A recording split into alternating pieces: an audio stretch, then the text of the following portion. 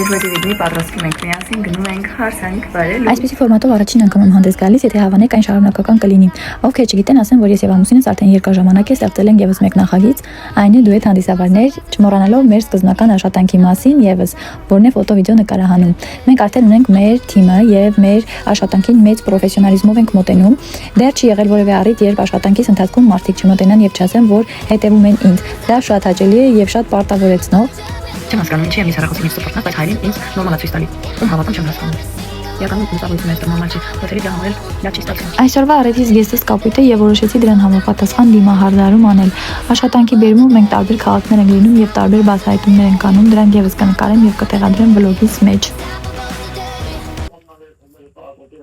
Sur l'Arménie. Ma mère était née en Turquie, donc on m'a parlé beaucoup des Arméniens de Turquie, et mon père était né dans le Caucase.